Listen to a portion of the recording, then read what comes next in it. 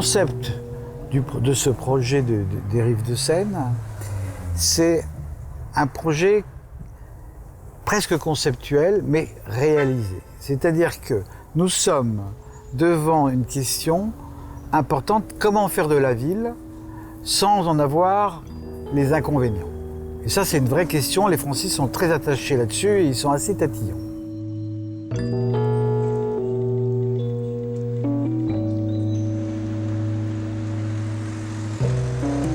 L'histoire de ce site remonte véritablement comme terrain industriel en ville à la création de Renault et de l'industrie automobile qu'il a commencé au début du XXe siècle. Alors quand on arrive, il reste déjà plus grand-chose. C'est-à-dire que avant mon intervention, la seule chose qui demeure véritablement, c'est l'île sur le trapèze. Tout a presque disparu. En tout cas, il y a plus de 50%, voire 70%, qui est soit en cours de démolition, mais qui n'a pas d'intérêt véritable, sinon un mur et une grande porte, qui est la fameuse porte où on voyait les travailleurs rentrer et on voyait les manifestations partir de cet endroit, qui ont été conservées.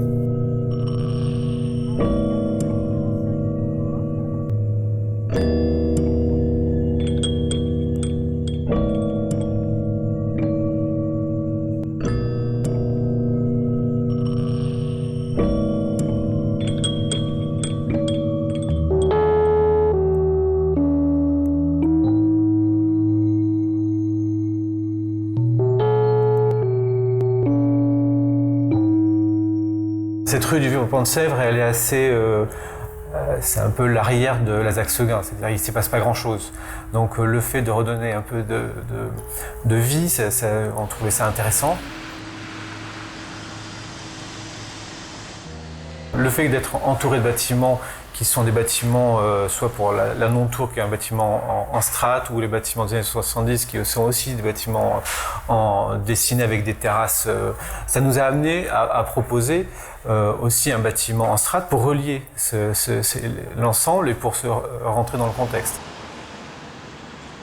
Après, parallèlement, au niveau du programme, ce travail en strate nous a permis d'intégrer les unités des petits de la manière la plus optimum possible. Parce qu'au départ, ce qu'il faut savoir, c'est que dans le programme, ils pensaient qu'on allait faire la crèche que sur R+1. Et en fait, comme c'est une parcelle très longue, très vite, on s'est avéré que les circulations étaient très longues pour relier les unités d'éveil, et le fait de rajouter un deuxième niveau, ça décoinçait tout le plan. C'est-à-dire qu'en finalement, les unités d'éveil se plaçaient avec leur terrasse au sud en étage, comme ça, et autour d'un noyau central et d'un escalier central, et du coup ça minimisait complètement les circulations. Ça a permis également de créer des terrasses quasiment 2 fois plus grandes que ce qui était demandé. On a profité finalement de l'étalement de la parcelle pour décaler les volumes les uns aux autres et proposer les terrasses les plus grandes possibles. Et ce jeu de volume, finalement aussi, nous a permis de créer sous le bâtiment, du moins côté rue du Vieux-Pont-de-Sèvres, un espace extérieur qu'on appelle l'espace du Porche, qui est un espace en continuité de l'espace public. Donc le jeu de volume a permis aussi de dégager ce grand espace qui fait presque 10 mètres de haut sous ce grand porte-à-faux finalement qui est dégagé.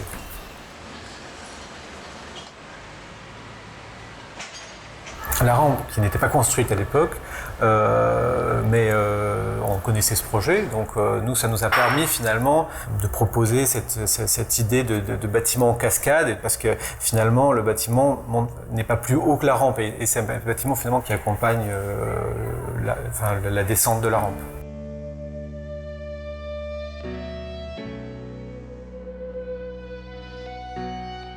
Tous les animaux sont issus d'une volonté finalement d'animer d'une part l'espace public qui est au niveau du porche, au niveau de la rue des Vents de Sèvres, mais également d'animer les terrasses pour les enfants et aussi le jardin intérieur pour la section multi-accueil qui se situe au rez-de-chaussée. Donc l'ensemble des animaux qu'on a mis en place, donc cette volonté d'animer l'espace public, mais également évidemment de rappeler le caractère enfantin et toute l'idée de l'univers de l'enfance dans la crèche. La girafe, elle a été placée comme si elle arrivait comme si elle se baladait, qu'elle était finalement était un peu figée dans le projet. Elle fait 17 mètres de haut, elle transperce le projet, mais elle est grande parce que aussi tout est grand autour de nous, c'est-à-dire qu'elle va replacer le bâtiment à l'échelle du quartier. Et elle est devenue de fait finalement évidemment le signal de la crèche, c'est un peu l'emblème de la crèche. On la voit même du pont de Sèvres à travers les bâtiments existants qui sont très hauts. Après, il y a aussi une oursonne qui se situe sur la terrasse du R+1, qui est un animal qui grimpe, dont on a le sentiment qu'il grimpe sur la crèche. Et il y a toute une procession de coccinelles aussi qui grimpe sur la façade en bas et qui va dans le jardin de la SMA. La girafe n'est pas porteuse, elle ne participe pas de la descente de charge, mais elle pèse un certain poids, donc il fallait de sa descente de charge pour au moins ses fondations. Et on l'a pas voulu porteuse, c'est pas pour des questions de structure, c'est qu'un jour il faut qu'elle puisse partir si elle a envie de se promener, donc il faut qu'elle puisse avoir la possibilité de partir. Ouais.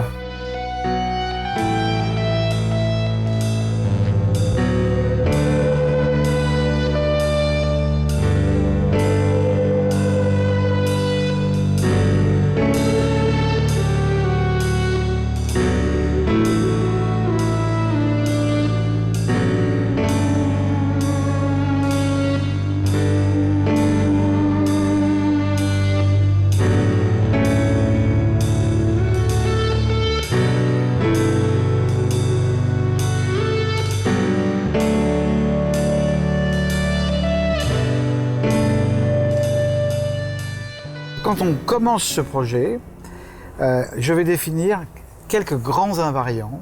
Et ces grands invariants, c'est-à-dire convoquer la nature en premier lieu pour qu'elle soit structurelle et non pas balkanisée au collatéral. Le deuxième invariant, ça sera de faire des très grands îlots de façon à retrouver des possibilités d'étagement, de transparence, d'échelle interne et de faire que cette nature puisse rentrer, infiltrer tout le territoire de part en part. Après, le troisième élément, c'est que je veux faire une ville presque sans voiture. Et donc, je vais mettre au point un système de réseaux verts, les traverses, qui vont me permettre, combinés en nord-sud et en est-ouest avec les passages urbains, la possibilité, quand on est habitant, de ne pas utiliser la voiture. Donc ça, c'est trois éléments importants. Et l'ensemble de ces grands invariants va me permettre, pour une fois, de me mettre à distance de cette question de l'architecture, de son homogénéité, de règles très strictes.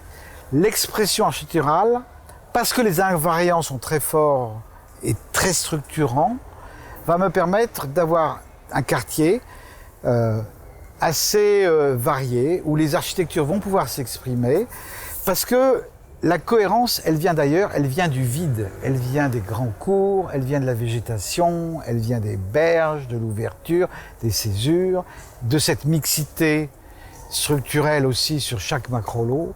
Et c'est bien ce travail-là qui est original, et il faut quand même reconnaître qu'on a eu les moyens de le faire.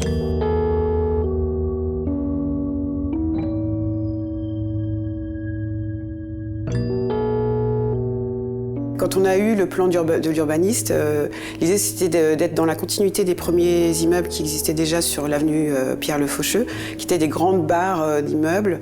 On a cherché, tout en se raccrochant à la ville, à avoir vraiment une réponse qui puisse donner des appartements très bien orientés. Donc chaque appartement a une vue, que ce soit sur la Seine ou sur le parc. La volonté en fait de l'urbaniste et de la société d'aménagement était clairement de défendre une architecture contemporaine. Donc nous, c'est vrai que on a joué le jeu. En fait, de toute façon, c'est ce qu'on fait dans notre agence. On fait des immeubles clairement contemporains. Et on a affirmé cette idée aussi dans la continuité de ce que voulait la ville, l'aménageur et l'urbaniste.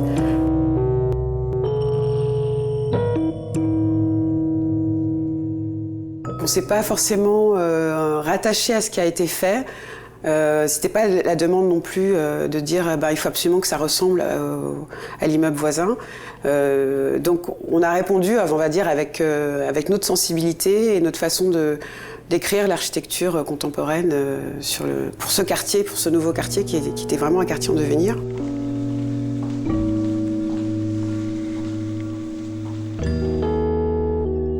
En fait, quand on regarde finalement les différents bâtiments qui longent le parc, nous, ce qu'on voulait, c'est vraiment justement intégrer le parc dans la parcelle, et donc justement pas recréer un front urbain complet, et au contraire donner des vues, créer vraiment des transparences par rapport à la rue, que les gens puissent vraiment sentir qu'il y a différentes façons et différentes, on va dire, formes et échelle dans le bâtiment. Donc c'est pour ça qu'on a volontairement ouvert le jardin central, qui pour nous est vraiment un personnage complet dans le projet.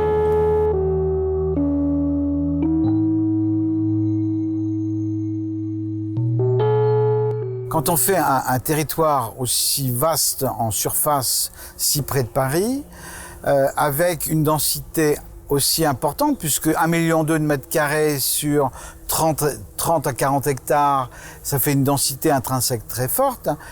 Il est évident que à l'époque où ça se passe, on va pas faire des cités, on va pas faire une ville monofonctionnelle, on va faire de la ville générique, de la ville complète, de la ville non spécialisée, comme un quartier urbain. Il faut bien comprendre que cette diversité de programmation, elle va s'affiner au cours du temps. Mais le principe lui-même, c'est-à-dire d'être systématiquement dans une position d'incrémentation de chaque morceau du territoire par toutes ses fonctions, du début jusqu'à sa réalisation finale, va être tenu. C'est-à-dire que chaque îlot a ces équipements de quartier qui peuvent être une crèche. Là, on entend un enfant qui est dans une crèche. On a une médiathèque, on a une école maternelle, on a un collège. On a toute une série, si vous voulez, d'éléments qui vont venir nourrir ces quartiers pour que ce soit des quartiers à vivre. Parce que une fois qu'on a fait des logements, des bureaux, il faut bien que les gens puissent vivre.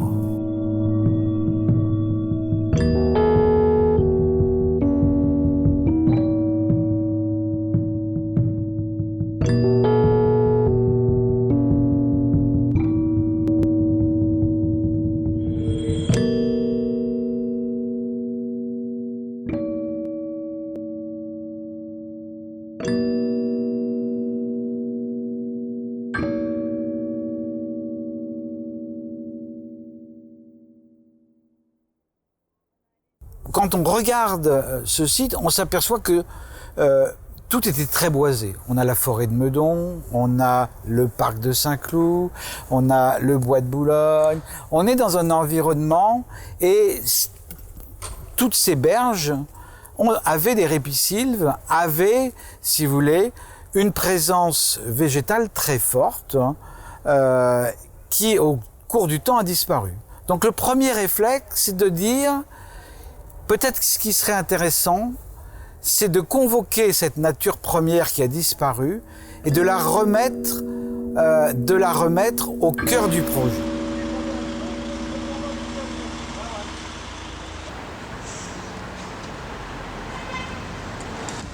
Il faut savoir qu'historiquement, quand j'ai commencé à défendre cette idée des macrolots, et d'une nature omniprésente, structurelle et non pas d'accompagnement, parce que l'urbanisme français, la nature c'est toujours soit l'exception, soit la bonne conscience, soit une défausse pour compenser quelque chose.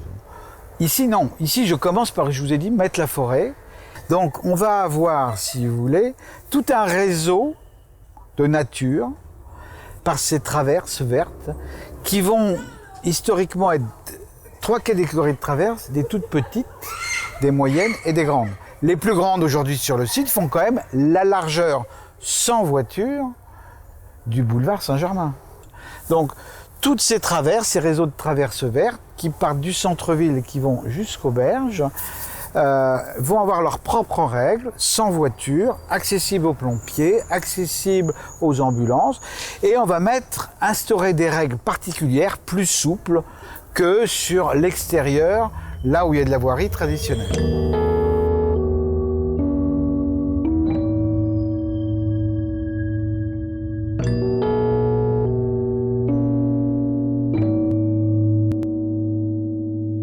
Le parc est un des éléments de nature.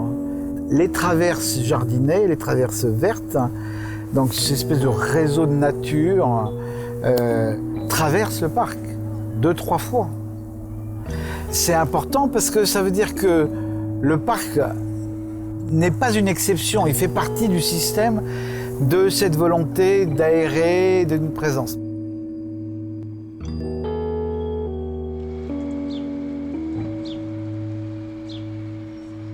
Le parc est structurant à 2 titres principaux. D'abord, sur le plan de la morphologie urbaine, finalement, il croise tous les tracés qui vont vers la Seine.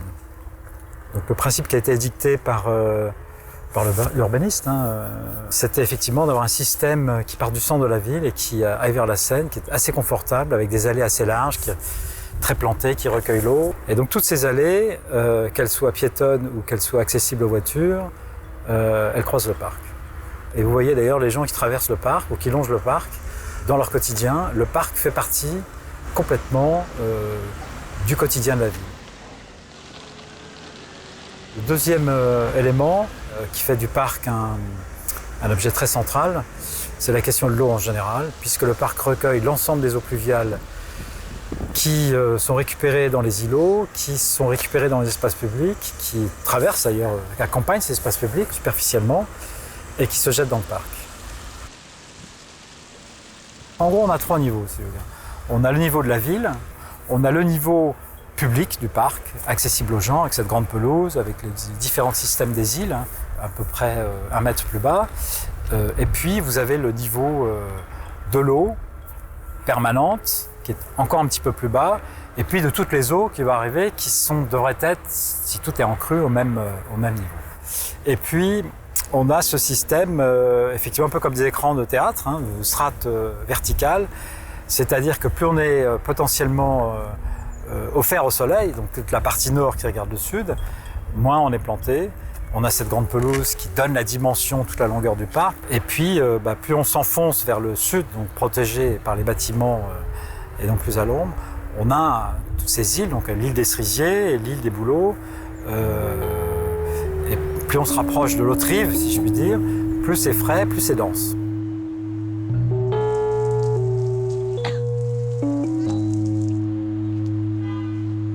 Donc c'est à la fois un milieu avec une végétation, c'est aussi une ambiance, c'est aussi un climat. C'est-à-dire que la fonction d'un parc, c'est aussi une fonction climatique. À la fois parce que ça rafraîchit tout le quartier, mais en même temps, dans le parc, on va se déplacer en fonction des saisons et en fonction de son envie ou des gens. Donc c'est une écologie différente, des milieux, des ambiances et des climats différents. Et voilà, donc c'est tout cet ensemble finalement, toute cette mécanique, et c'est une grosse machinerie hydraulique. Donc c'est toute cette mécanique. Le parc, c'est toute cette mécanique. À propos de la biodiversité, il y avait des écologues qui ont travaillé avec nous, qui ont un petit peu suivi au départ. Ça intéresse le maire d'ailleurs, cette question-là. Oui, alors, il y a une biodiversité qui s'est développée. L'autre jour, il y avait un héron. Voilà. Le problème des hérons, c'est qu'ils mangent les canards. Donc, ils mangeaient les canards Bon, les poissons sont arrivés tout seuls, il y a des gens qui ont ajusté les poissons rouges, bien sûr, mais les poissons sont arrivés tout seuls. Il y a des tas d'oiseaux, il y a des bergeronnettes, il y a une assez forte biodiversité qui a une certaine limite parce que quand même c'est un parc très urbain, il y a quand même beaucoup de monde qui traverse, etc. Et donc, voilà. Mais oui, il a été fait dans ce sens-là.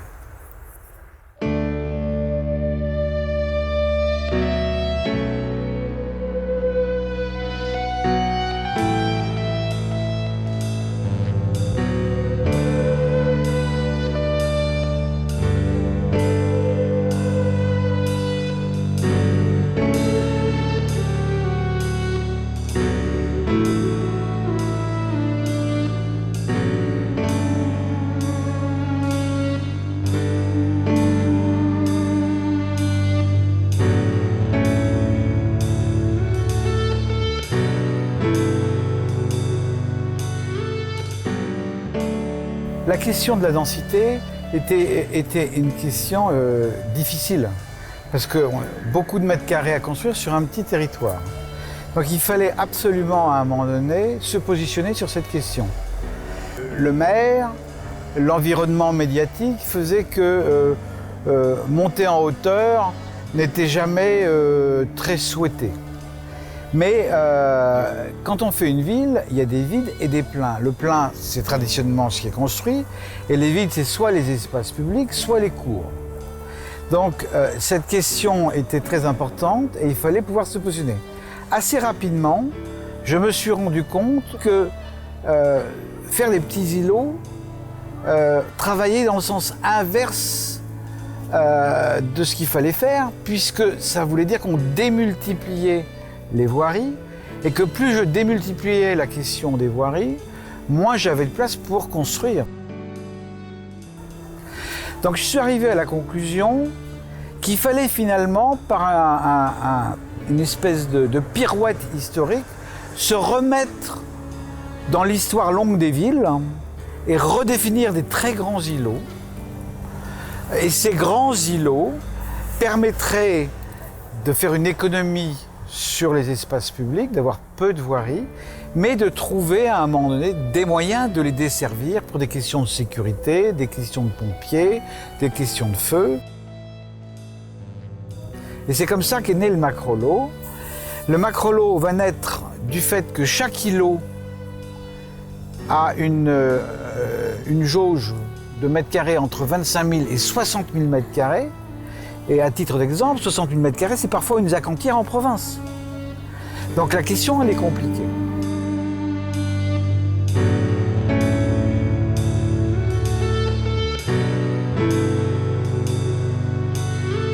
L'idée du macrolot, enfin, il y a un concept fort dans ce macrolot qui est peut-être un peu particulier parce que c'est vrai que on a eu la chance d'avoir un groupe scolaire à intégrer. Et du coup, moi, ça m'a complètement ouvert tout cet univers de l'enfance. Et j'ai essayé de construire ce macrolot au travers de l'idée que je pouvais avoir ou de mes réminiscences de ce que j'aimais quand j'étais enfant. Et j'ai imaginé un paysage. Je me suis dit, cette école, il faut la créer comme un grand paysage. En plus, je pensais qu'alors sur le plan purement urbanistique, ça faisait du sens par rapport à l'attrait que ça allait pouvoir donner à la qualité d'usage et de vue alentour, mais donc je l'ai relocalisé au centre du macrolot et je l'ai créé comme un paysage. Et donc ça a été donc on va dire le cahier des charges des architectes qui ont dû construire ce bâtiment, mais sur la base d'un concept qu'on avait établi avec notre paysagiste.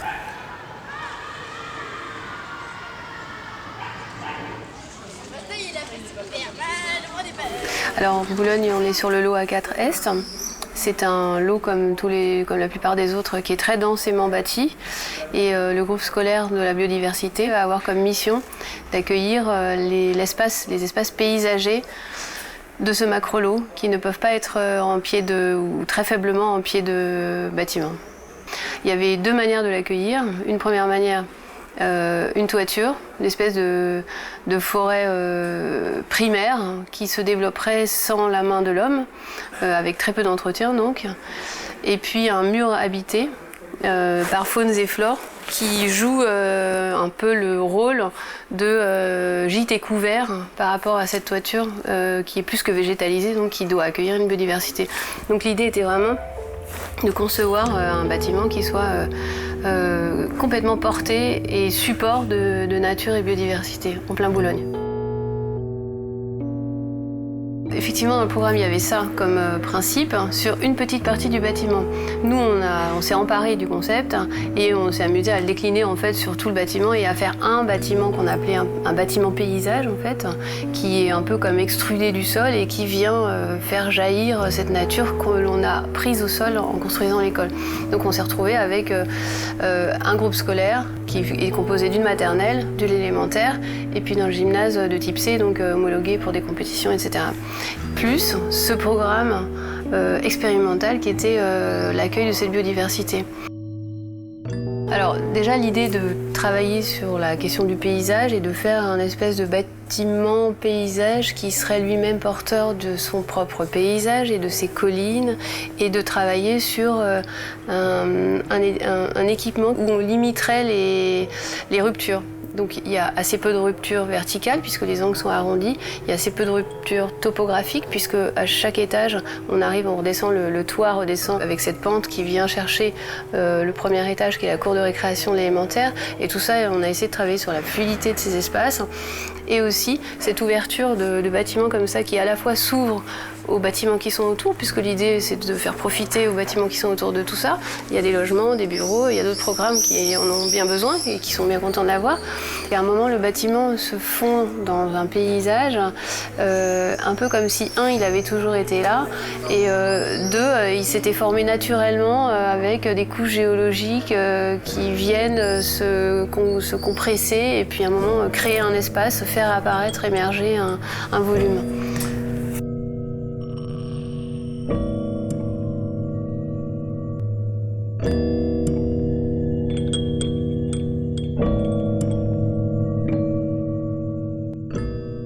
L'urbaniste a eu quand même l'intelligence de penser que l'idée était bonne et qu'il fallait, qu'il préférait en fait que ça valorisait l'ensemble des autres opérations. Parce que avoir un paysage bas, puisqu'une école c'est bas, à l'intérieur d'un îlot, ça permet à tous, c'est-à-dire les logements et les bureaux, d'avoir de belles vues sur un paysage, ce qui est quand même mieux que des vis-à-vis.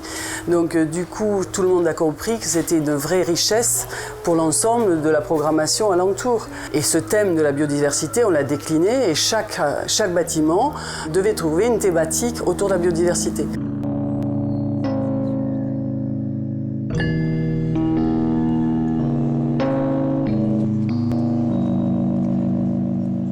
Nous, notre immeuble, on lui a proposé à ce que cet immeuble puisse être à la fois brut au niveau de ses tonalités, donc comme elle souhaitait effectivement quelque chose qui soit très, très lié aux matériaux, et en même temps sophistiqué.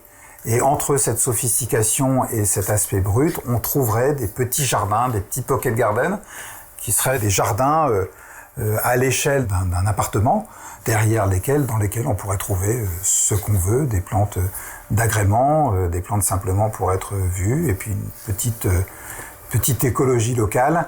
Et on travaille avec un promoteur qui s'appelle Next City qui disent « Moi, ce que j'aimerais bien, c'est peut-être avoir des appartements différents. » Voilà, ces expliques de commerciaux lui expliquent que c'est peut-être bien de ne pas avoir des immeubles dans lesquels on va trouver des appartements les uns sur les autres.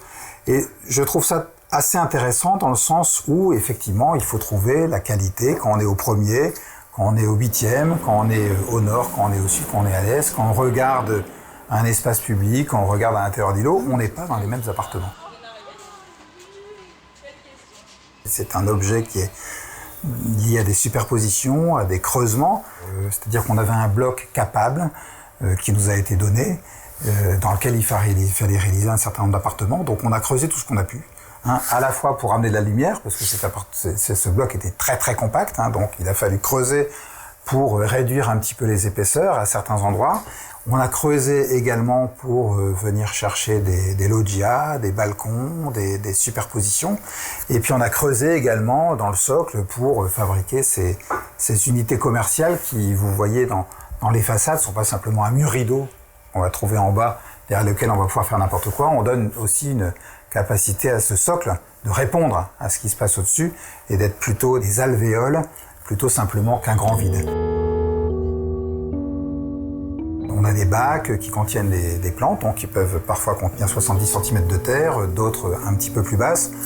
On aurait souhaité planter effectivement pour que la végétation puisse pas simplement être uniquement contenue dans ces bacs d'une façon, on va dire, simplement esthétique ou de confort d'agrément, mais qu'elle puisse coloniser un petit peu le bâtiment.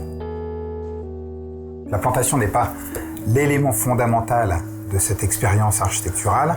C'est à la fois cette minéralité qui correspond à l'image de l'îlot, c'est à la fois cette sophistication à travers ces sertissages de tôles dorées qui vont venir comme ceci signifier les appartements et les loggias qui de fait vont être à chaque fois liés à ces panneaux dorés pour ramener de la lumière, hein, et également cette verdure qui va s'approprier les espaces. Donc c'est une conjonction des trois sans qu'aucune ne vienne l'emporter sur l'autre.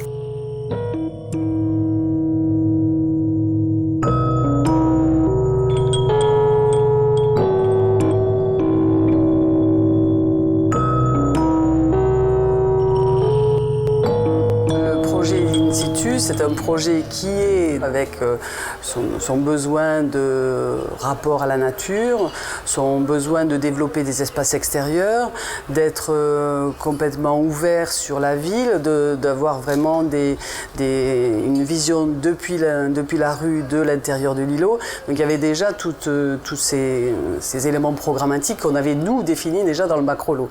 Donc pour moi, la pertinence de ce bâtiment, c'était son aspect bioclimatique. Donc en fait, j'ai essayé de travailler sur les 4 orientations en essayant de penser à un bâtiment qui allait être intelligent par rapport à ces expositions. Donc de trouver des façades toutes différentes en fait.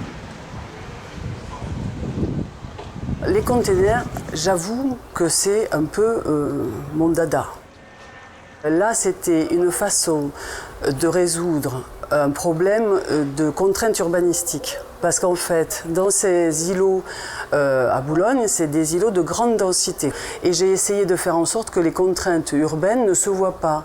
Et il me semblait qu'il fallait revenir à une dimension, donc une sorte de pixelisation de la morphologie de l'immeuble pour que tous ces désaffleurements se noient dans une esthétique qui était une esthétique de l'accumulation. La matière, c'est un composite à base d'aluminium, donc c'est un panneau sandwich à base d'aluminium avec une peinture particulière où il y a des petits cristaux qui font que ça prend différemment la lumière en fonction de l'incidence du rayon lumineux. Vous pouvez avoir une partie rosée et une partie bleue. Il suffit qu'il y ait un rayon de soleil différent sur la même façade.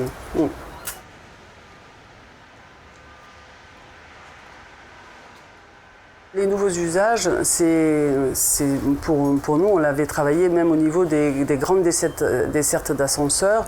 On avait prévu une sorte d'espace très dilaté qui devait donc traverser le bâtiment et faire accéder aux terrasses et qui là crée à l'intérieur aussi des espaces généreux mais capables de recevoir d'autres activités que purement du bureau. Mais ça, c'est après à chaque entreprise d'imaginer la façon, en tout cas nous on a créé des espaces qui peuvent recevoir autre chose que du pur bureau et de travail, des espaces libres pour inventer une nouvelle façon de travailler.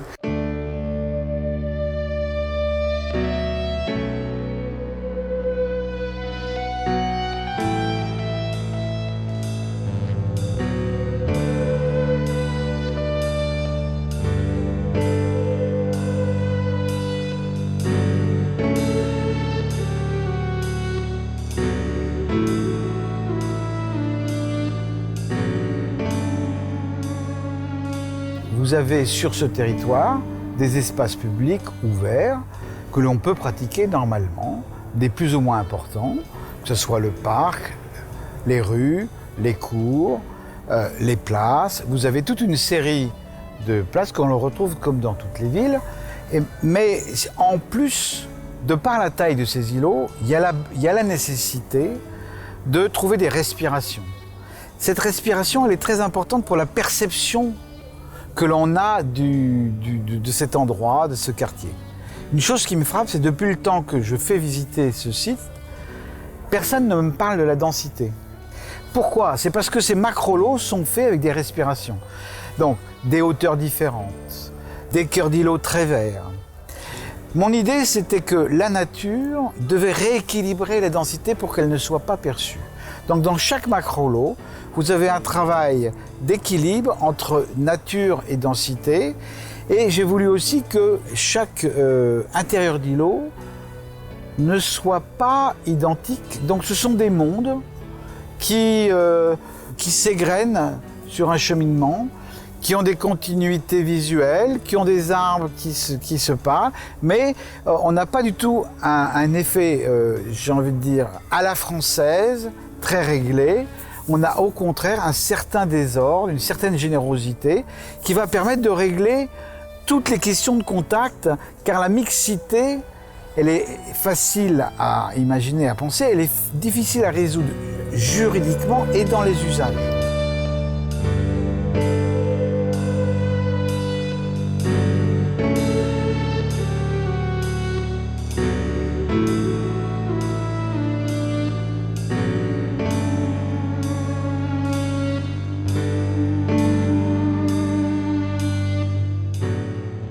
La grande difficulté de cette opération, c'est celle d'être extrêmement dense. On est dans une densité ici extrême, un souhait de valorisation bien sûr de chacun des programmes, parce que c'est un terrain qui est racheté donc, à Renault, et effectivement les promoteurs mettent la barre très très haute au niveau de la densité. Donc d'un côté sur le parc, au sud, un frontage extrêmement simple, des appartements d'une façon extrêmement classique, avec des grandes coursives, des grandes loggias qui vont fabriquer un habitat extraordinaire sur ce parc. Et à l'intérieur de la ville, on va trouver une ville plus intime, on pourrait dire plus pittoresque, à l'image donc des centres-villes, des grandes villes européennes. Donc c'est ce dialogue qu'on va trouver intéressant, et on va trouver effectivement dans le paysage qui est celui de cet îlot, des bords d'îlots extrêmement réglés, et un intérieur d'îlot qui, lui, va trouver des géométries particulières, des scintillements particuliers, et qui va ramener effectivement les choses d'une échelle urbaine vaste, le plus proche possible effectivement des habitants.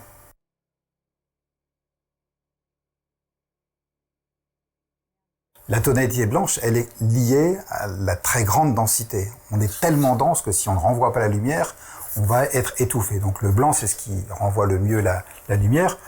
D'une certaine manière, c'est aussi précéder les îlots de chaleur qui arrivent. La température augmente, le noir absorbe la chaleur, le blanc, effectivement, la renvoie.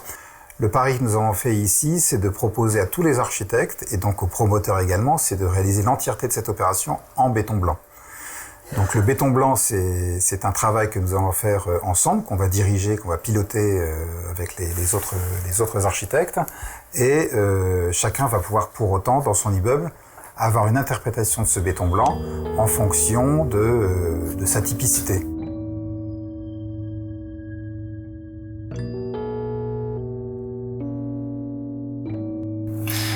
Nous, notre bâtiment, le B5D, est positionné vraiment au centre de ce macrolot.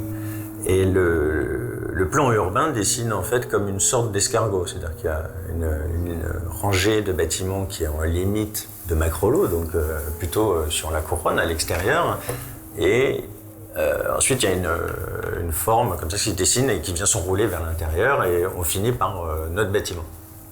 Donc c'est une position un peu particulière, j'ai un niveau de densité qui est astronomique à Boulogne, et de fait les logements donnent à voir sur l'ensemble des bâtiments qui sont en face en vis-à-vis systématique, et les logements qui sont en face ont vu sur notre bâtiment. Donc il fallait trouver à tout prix une façon d'avoir et de la lumière et des vues, mais aussi protéger les vues, limiter les vues incidentes pour favoriser peut-être uniquement les vues directes. La fiche de l'eau, c'était un parallélépipède simple, et on a fait un travail très fin, strate après strate, en fonction des bâtiments qui étaient en vis-à-vis, pour savoir là où la vue échappait au mieux. Donc le bâtiment vient se disloquer plusieurs fois, enfin il vient pivoter, switcher comme ça plusieurs fois pour orienter les vues en fonction des différentes hauteurs en vis-à-vis. Ensuite, pour protéger justement ces vues incidentes, on a mis en place une sorte de rési, de grille en béton, parce que c'était aussi quelque chose qui était demandé par BHL Plancart, c'était d'utiliser un matériau de façade, à savoir le béton blanc. Et ce qui nous a interpellé sur la ZAC, sur cette ZAC-là, c'est que les bâtiments sont tous un petit peu secs. Et nous, on voulait apporter une sorte de degré de sensibilité là-dedans, en tout cas des formes un peu plus molles. Donc on a fait un travail sur les arches, et nous on a réduit les tailles des arches, on les a un peu travaillées. Donc il y a des arches qui sont très petites, d'autres qui sont... Enfin, il y a 3 types d'arches, mais elles sont quand même... C'est des arches qui ne sont pas des arches, c'est des arches plus comme de la dentelle, et qui permettent donc de se protéger justement de toutes ces questions liées au vis-à-vis et aux vues incidentes. Les arches qui viennent emballer les espaces extérieurs sont divisées en 3 strates et elles se décalent, donc à 3 niveaux de hauteur différents, elles se décalent. C'est bien sûr pour casser un peu l'effet monumental du bâtiment, mais c'est aussi tout un travail qui a été fait sur la condition des vues, le rapport au vis-à-vis, en fonction de ces différentes hauteurs qui changent bien sûr. On a toujours un rapport à une vision un peu incidente sur ce bâtiment-là. On a rarement une vue directe face aux arches. On est plutôt avec des vues latérales. Donc, par ces jeux de vues incidentes, on voit uniquement que ces pieds d'arches, on voit les arches et on voit du béton blanc, du béton blanc, du béton blanc. Donc ça donne l'impression d'un volume hyper présent, hyper blanc, ouais, bien sûr. Pour accentuer cet effet de blancheur, de béton blanc, on a traité le noyau principal, donc le bâtiment qui est à l'abri de l'eau et du vent, qui est fermé. Il est traité en enduit gris, voilà, un gris clair, mais quand même gris. Alors que le béton préfabriqué blanc à l'extérieur, lui, est parfaitement blanc. C'est pour vraiment accentuer le contraste entre la première peau et la deuxième peau.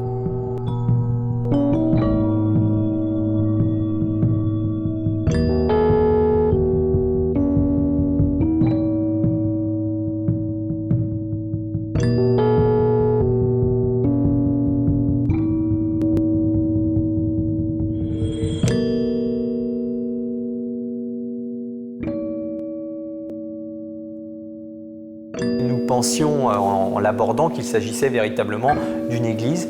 Et nous avons découvert assez rapidement qu'en fait, oui, il y avait bien évidemment un lieu de prière et de célébration, mais qu'il s'agissait vraiment d'un lieu de vie autour duquel des associations fonctionnaient. Et nécessitait à ce titre tout un tas de locaux annexes qui étaient en fait non pas des annexes mais vraiment une grosse part du programme. À tel point que d'ailleurs même l'espace de prière est aussi un espace de dimension variable puisque on a une petite chapelle à temps plein qui fait une 50aine de mètres carrés qui est extensible à une grande salle de culte qui, une fois ouverte, peut atteindre 600 mètres carrés. Voilà. En fait, ce qui était intéressant à mon sens, c'est qu'il y avait là, avant d'établir ce dialogue avec le diocèse de Nanterre, nous avions posé quelques jalons qui allaient nous permettre justement d'introduire ce dialogue. Voilà. Et donc, parmi ces éléments que nous avions mis en place, il y avait l'idée de mettre en place un signe en élévation, quelque chose qui, un clocher pour le dire vulgairement, et dans la forme que ce clocher allait revêtir, il n'était pas sans rapport avec l'ancien usage du lieu, l'usage industriel, le site de Renault. Nous avons discuté d'architecture avec le diocèse de Nanterre tout au long de l'élaboration du projet. Là-dessus, ils avaient une image très arrêtée de ce qu'était la modernité, par exemple, parce qu'ils avaient la volonté de faire moderne. Et il nous a fallu leur expliquer que la modernité, aujourd'hui, elle pouvait s'exprimer de bien des façons, et que, en l'occurrence, il nous semblait que la présence de cet édifice dans le macrolot, elle devait être exprimée probablement par le vide qu'elle allait générer. Parce que son échelle, un rez-de-chaussée R+1, au cœur de ce macrolot assez dense, c'était une chance pour le macrolot. C'était la chance d'avoir tout d'un coup un espace de respiration, un espace de dilatation, au sein duquel l'émergence du clocher allait être évidente, mais en retour, le vide généré allait être un bénéfice évident pour tous les bâtiments alentours et pour l'ensemble du secteur.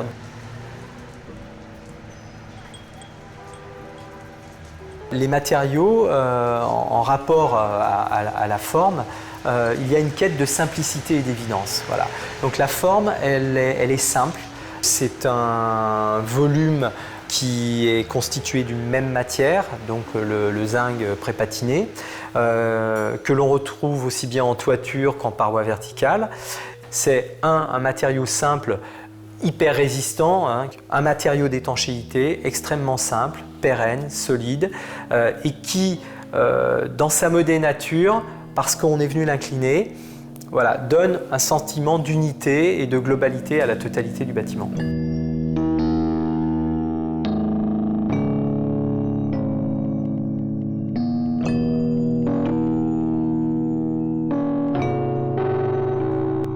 Et donc là, à l'intérieur du bâtiment, on retrouve deux matériaux principaux, le béton brut et le bois, qui sont déclinés de différentes manières. Donc le béton brut qui constitue le sol sous la forme d'un béton ciré et les parois porteuses, donc où là le béton a été laissé comme ça simplement brut de décoffrage avec une simple lasure pour éviter que la poussière vienne dans les pores du béton.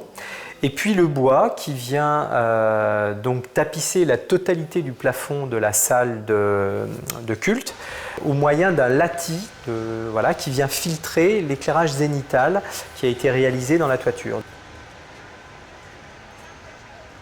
L'articulation entre ces différents programmes au sein de la maison d'église se fait aujourd'hui autour d'un patio qui est véritablement quelque chose que l'on ne devine pas de l'extérieur. On peut le percevoir parce que au travers d'une des grandes ouvertures dans les façades, on voit qu'il y a une transparence sur quelque chose de très lumineux à l'intérieur. On peut le voir des logements alentours puisqu'il y a au sein de cette pastorale ce vide du patio qui, donc suivant toujours cette même logique, est entièrement tapissé de bois. Et donc dès que l'on rentre dans les espaces d'accueil, on a cette transparence sur ce patio qui n'est pas sans rappeler un cloître, bref, un espace intérieur apaisé et sur lequel bien, tous les espaces annexes de la maison d'église viennent prendre leur lumière.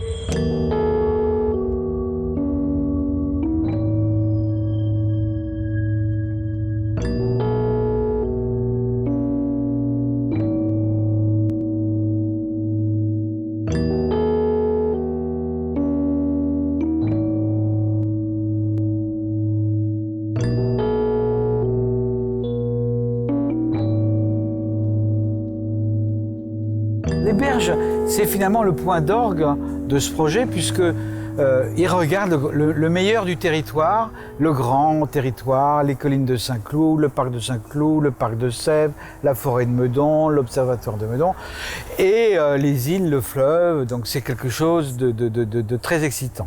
Et puis la Seine, c'est quand même un élément structurant ici. Voilà. Donc l'idée c'est que tout ce travail, puisqu'on travaille en terrasse, je vous ai dit, on va travailler dans le sens de la topographie, on va faire peu de rues, finalement va pouvoir s'ouvrir sur ce grand territoire. Les berges, elles, seront un lieu de déambulation, seront un lieu comme un grand parc. Les quais vont être aménagés avec des quais bas, on a mis au point des roselières, on a reconstitué tout un travail sur la faune, pour que les poissons puissent nicher, etc. Il y a tout un travail qui a été fait. Aujourd'hui, malheureusement, c'est le seul élément du programme qui n'est pas réalisé parce que ville et département ont du mal à s'entendre sur pour qui fait quoi, et notamment sur la question de la voirie. Voilà.